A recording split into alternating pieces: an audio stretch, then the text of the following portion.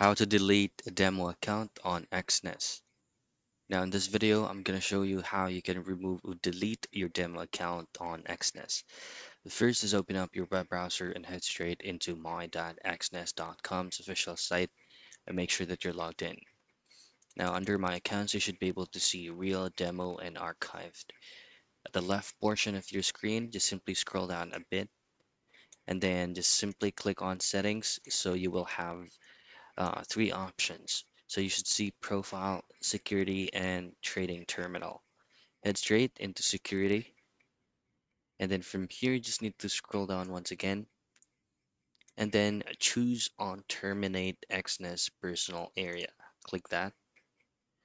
Now from here, just simply choose on continue. And then choose the designated or your preferred reason why you're terminating or deleting that demo account. And then click on continue. And that's it. That's how you remove a demo account on Exness.